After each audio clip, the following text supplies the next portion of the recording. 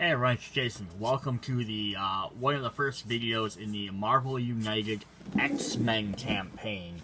So I've done the videos on all the first Marvel United stuff that came out, which had Avenger, Spider-Man, all the Guardians of the Galaxy, Thor, all the cinematic universe type characters, the Defenders, all those cool guys. So this set is all based on X-Men. So I've already done the unboxing for the core set, which I have in my hands right here. And I'm going to be doing a series of videos on all of the other new expansions. So of course we have First Class, X-Force, Phoenix Spy, Days of Future Past, Deadpool, Special Fantastic Four cameo, Age of Apocalypse, way up here at the top. Blue Team, Gold Team, stretch goals. We got special dashboards we'll go through. Plastic tokens, some extra locations. So there's a lot of content. Each one's going to be its own separate video. But if you want to know a little bit more about gameplay, I probably either done it in the original Marvel video, or I'll end up maybe making a new one with the X-Men characters. So there's a little bit of that. So I'm just going to hop in on what is in everything. I just wanted to do a quick setup on the beginning of these videos. So if you enjoy whichever video this is, check out the rest of them to see all of the other campaign for the X-Men sets that are coming out. So without further ado, we'll jump into this video. Alright, so for the beginning of this and next video, is I'm going to talk about the two box sets, Blue Team and Gold Team. So in the 90s, the X-Men split up to basically between the X-Men, no adjective title, and the Uncanny X-Men titles, and they made one half, because it had so many members, one half is the Blue Team, one half is the Gold Team. Obviously this isn't all the members from each team, because some of them are in the base game, some are probably in, also in other boxes and Kickstarters, but they have 4 for each. There's actually a 5th character in each that is a Kickstarter exclusive character, but if these hit retail, these will be the characters you get, what you see on the cover. I will go through each box in a separate video, but I'm showing them off right now as together because they share a special feature. Call it the Team versus Team mode.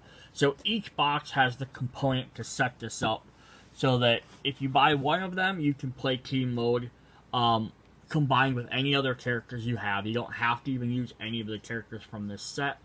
You can use other characters as well. If you buy both, you're just going to end up with more of the same components. So I figured I would just do the video ahead of this instead of, and just get it out of the way. So just to let you know.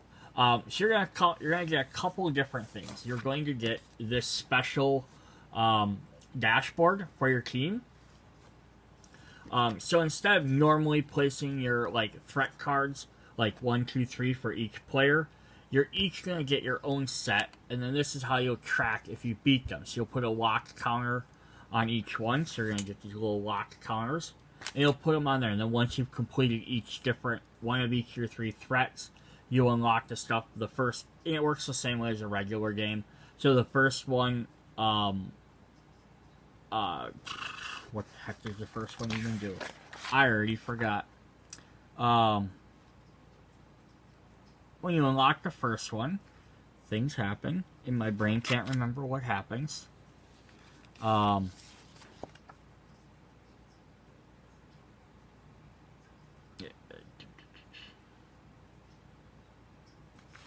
they complete your first mission, it puts the villain under pressure. So normally they would draw every 3 cards. This will make them draw every 2 cards. When you defeat the second one, then when you can attack them, and if you defeat the 3rd threat, then you get to draw an extra card. So that stays the same. And it works for whichever character gets it. So then each player is going to get their own set of cards. So you're going to have 3 blue, 3 gold. So they're going to be a little bit easier than the standard missions because you're competing against another player. So you can play 2v2 or 3v3. Or if you want to change it up other than that, that's up to you. But yeah, so you have to defeat 5 thugs, rescue 5 civilians, or clear 2 threats. But since you're competing with another team for that, it's going to make it a little bit harder. There's also an initiative token here, which is the 2 different colors. And that is for, you flip it at the beginning of every villain turn, so that affects decide who gets to go first, whose turn it is. So it's like my turn, then something affects you, it affects whoever's initiative it is. So here's kind of a setup of how they have the board. You start off opposite, so the villain starts here. The heroes start opposite areas, the entire team.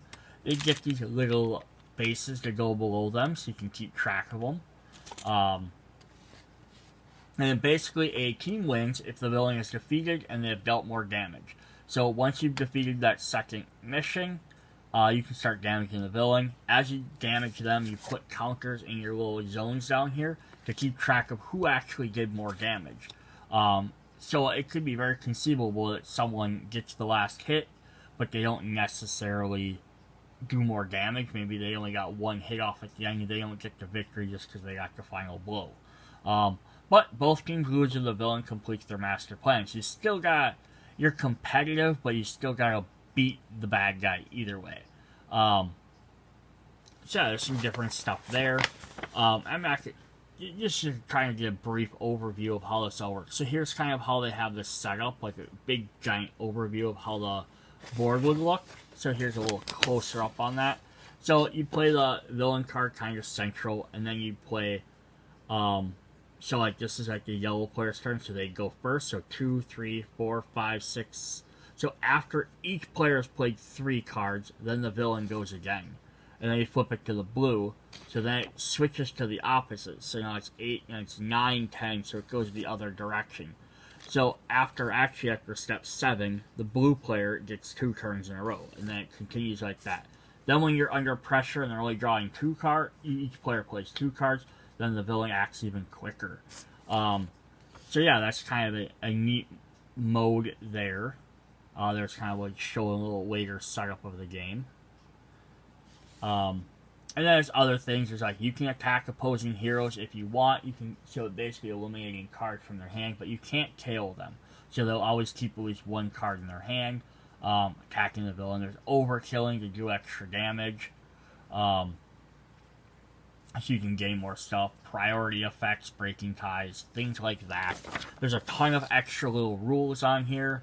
So here's stuff like, if you want to play with certain villains, here's little effects you kind of have to change, just because they're not normally meant to play with that many players.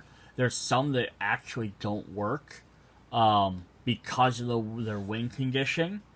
I'm sure you can figure it out if you want, but the way they work, it would be really difficult to do 3 and 3, or it might be way too easy for you. There's also, you can play super villain mode if you want. So you can have, 1 player controlling a team of 3, another player controlling a team of 3, and the 3rd player being the villain. Or you could potentially play up to a 7-player game where each person has their own 1 of 3 characters on each team, and then 1 player plays the villain. So that could also be fun as well. And then you can add challenges in there too, like secret identities, endangered locations, danger rooms, stuff like that.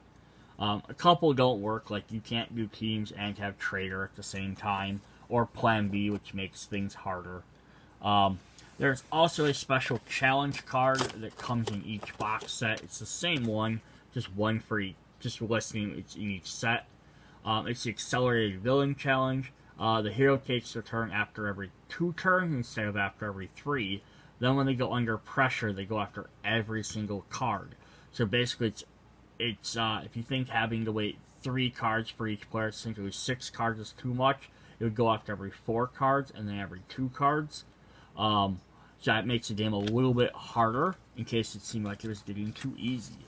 Yeah, so that's the team versus team mode that you can play, blue team versus gold team.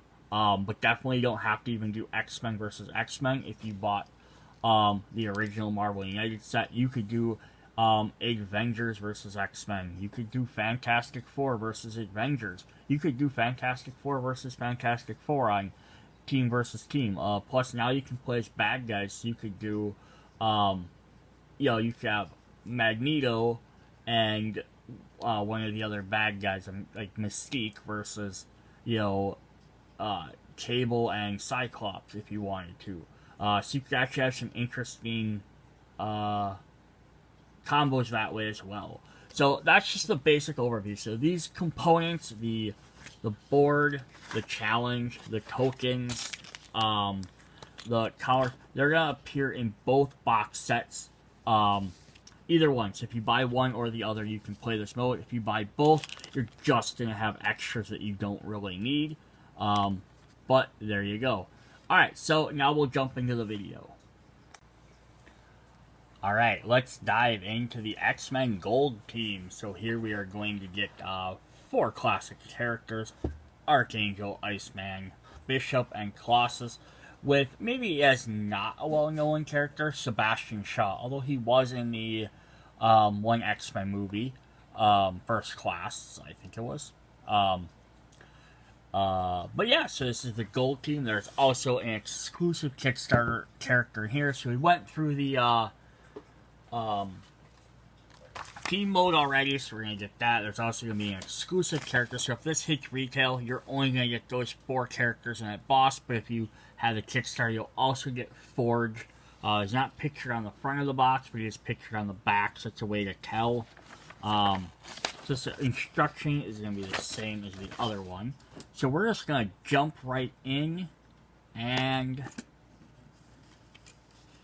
go over the characters. We're going to look at the location cards first. Alright, you got to back up a bit. Alright, so our locations. We're going to start in Krakoa.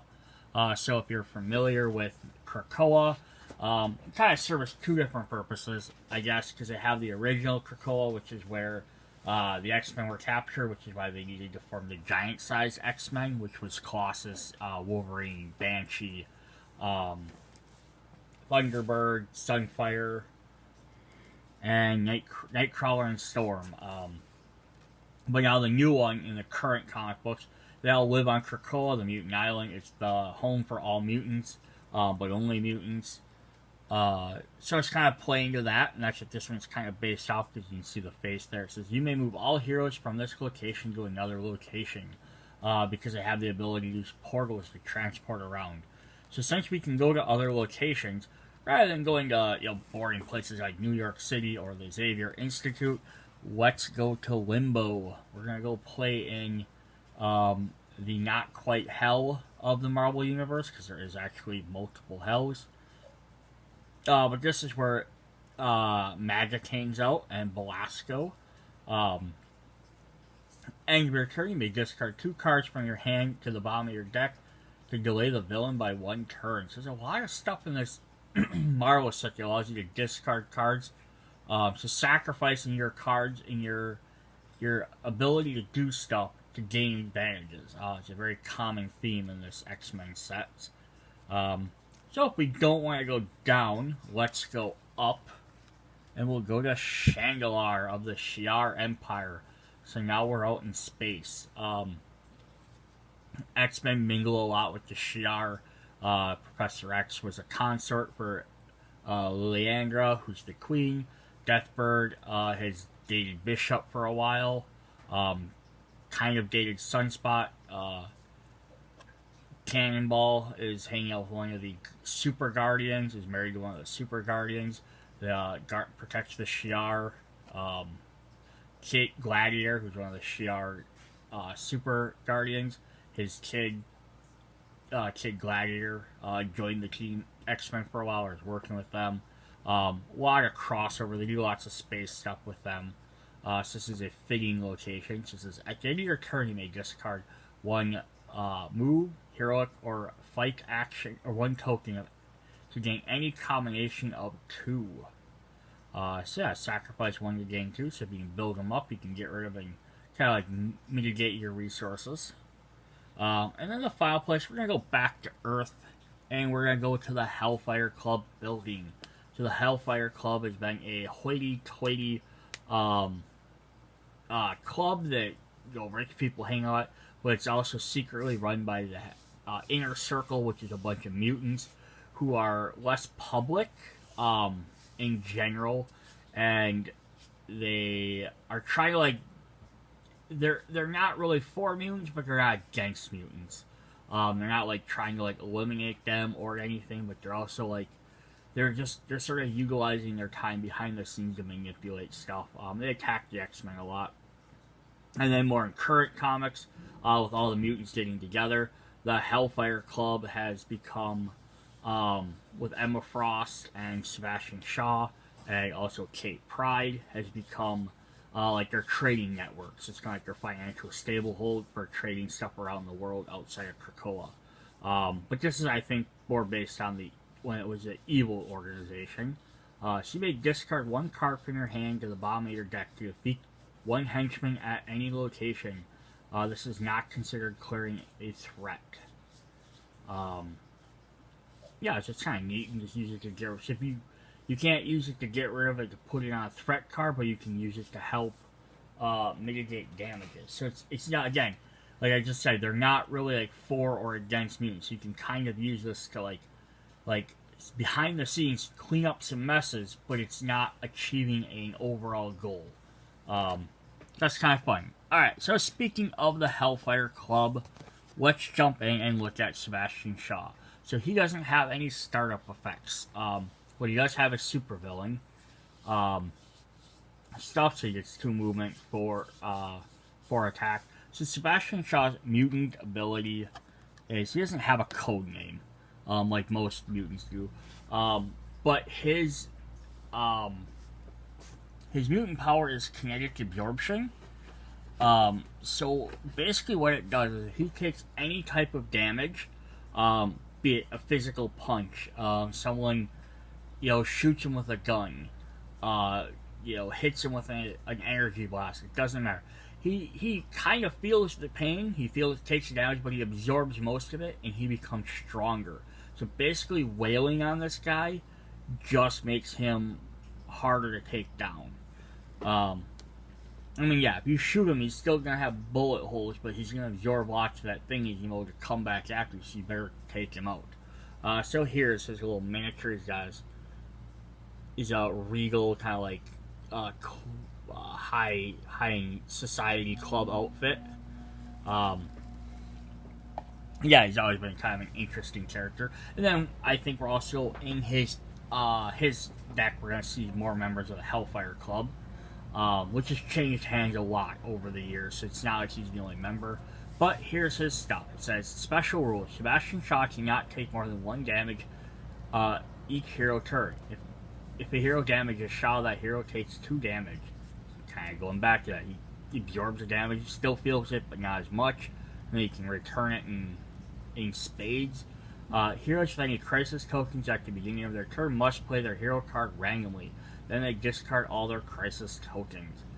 His BAM effect. If there are any heroes in Sebastian Shaw's location, draw another master plan and add it face down.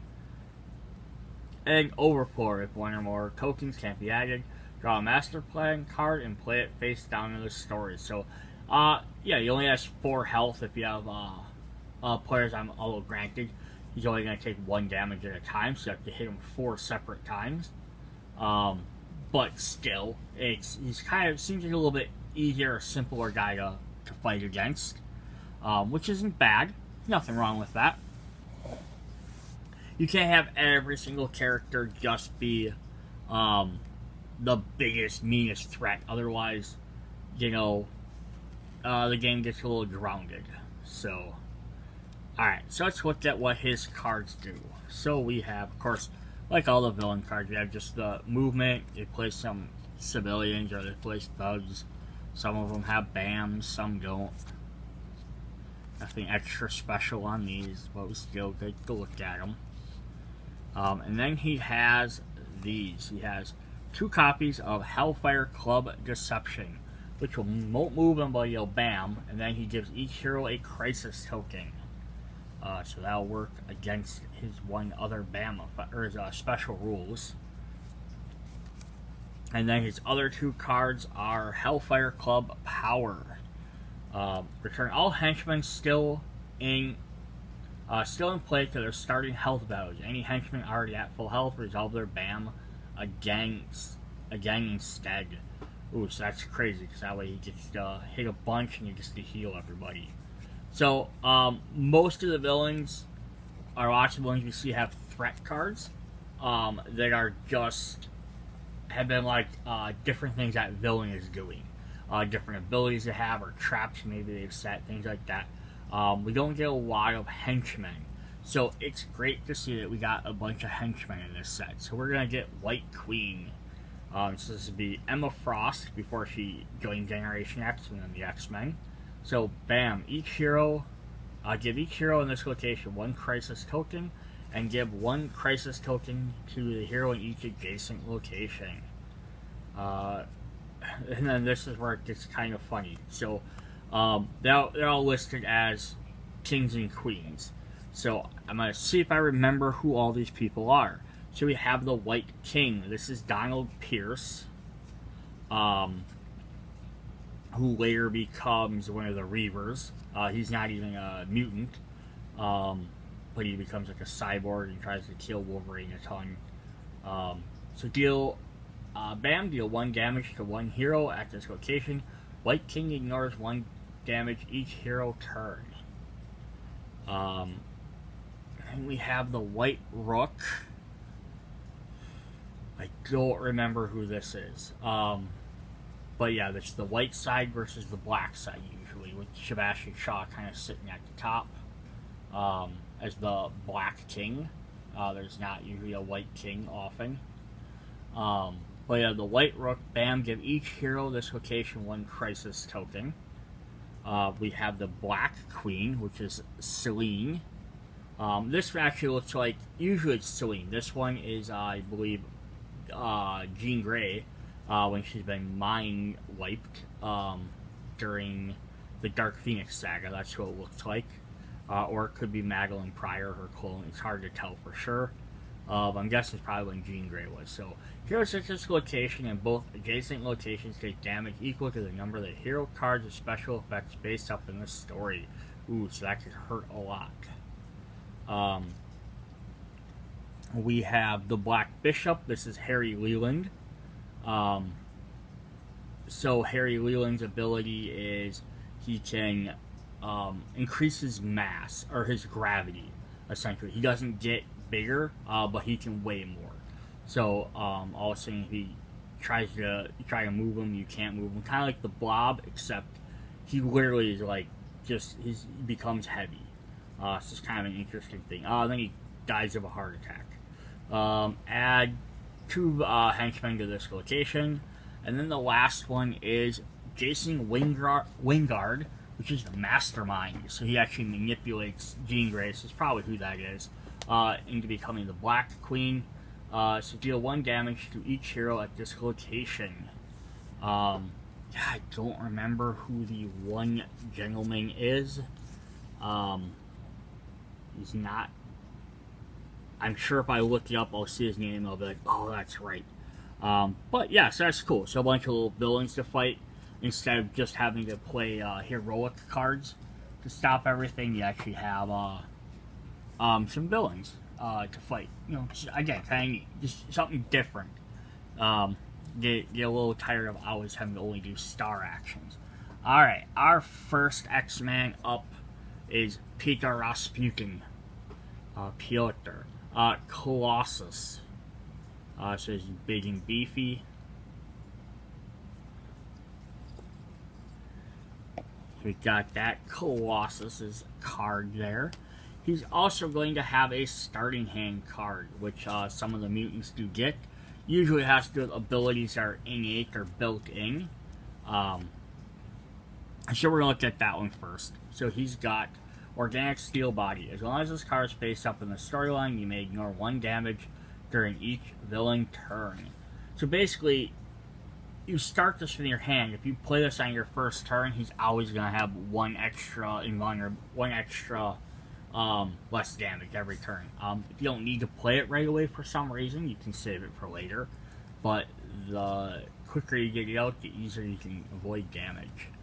Alright, so let's check out the rest of his cards. I'm going to put that one back on here. So we got movement punch, movement attack, double attack, movement heroic, of course some wilds, and then some abilities. So we already looked at this one, so we're going to look at the other three because they're all the same. He's got fastball special, where he throws Wolverine. Says move another hero from your location to an adjacent location. That hero shows their hand and deals that many attacks. They're showing on the bottom of their cards. So he gets to move, and then you can also throw someone. That's actually a fun little ability. I kind of wish he only had 2 of them and one of something else, and maybe I could do with his super strength or his invulnerability. Other than just being mainly a gimmick for that, but that's still definitely a fun ability. Alright, so that's Colossus. And we're going to get Bobby Drake. We're going to have the Iceman. This is an awesome sculpt here. So he's completely translucent to show him on ice, which also sets him, I like to show like shooting out of his hands. Also sets him very much apart from the first class version of Iceman, who's a solid color, because he would be more snow. This one's more ice, so it helps just differentiate the two. So let's see what good old Bobby Drake can do for us. He can move, of course he can, because he's going to have his ice slide. Move and attack. He's got some attack powers. Move and heroic. Another heroic. 2 wilds. And then his specials. So he's going to have 2 copies of Cryokinesis. Attach a stunned token to a villain or henchman in your location. The next turn, their BAM is cancelled and the token is discarded. So you got these big giant no BAM tokens. Keep track of that.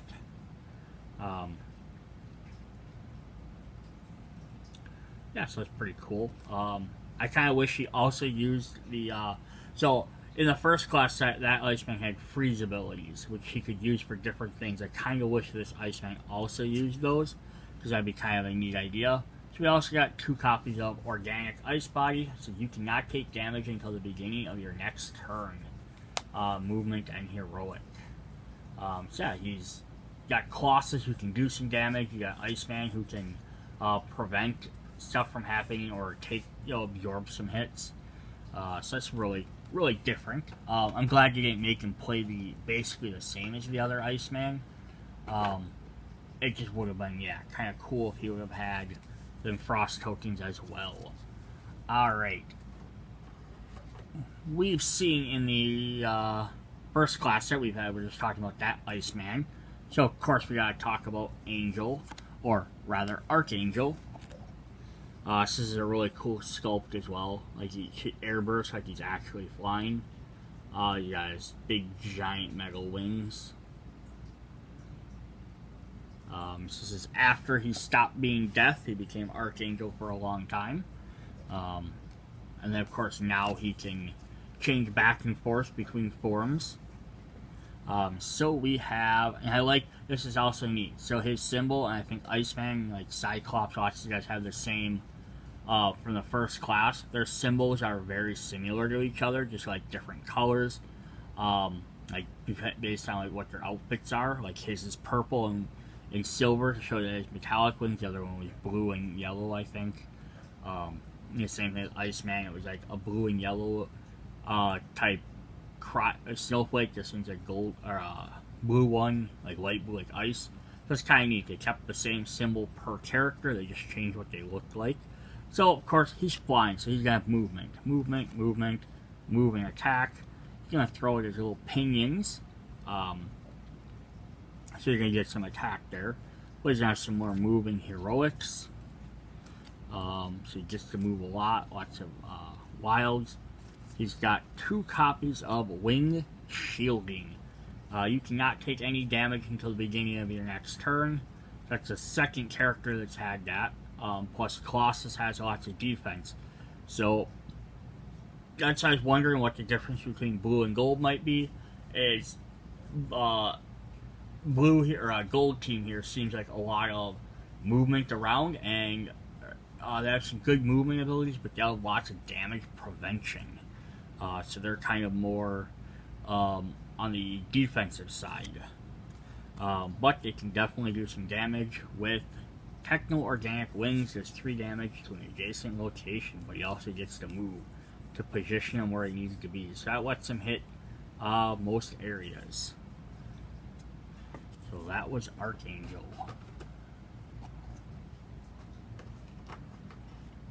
Oh, get back in the box.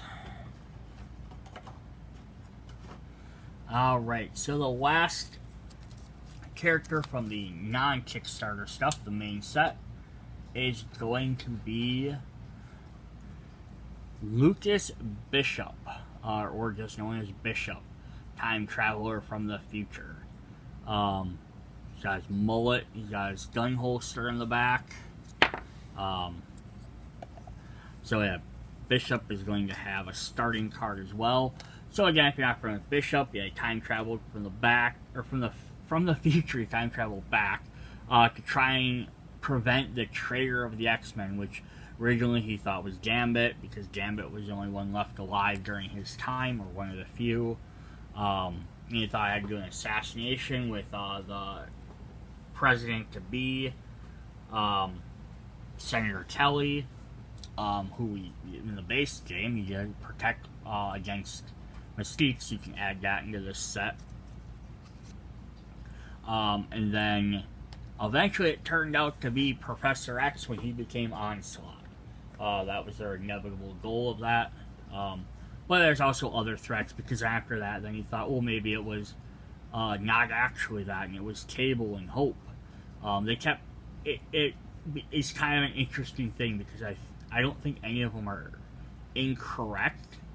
I think it's because time is fluid, so every time one crisis got averted, like they stopped the assassination of Senator Kelly, so maybe it was originally going to be Gambit, but then that got fixed because he helped stop it with the X-Men. Then it changed the timelines, now it had to be something else. Then when they stopped Onslaught, and that didn't bring about his future, then it was Hope on the Phoenix Force, and then they stopped that. It's always something new, because his timeline's always changing to reflect what's happening in the past. Alright, so here's his starting hand card. Energy resistant. As long as this card is face up in the storyline, you cannot take any damage dealt from adjacent locations.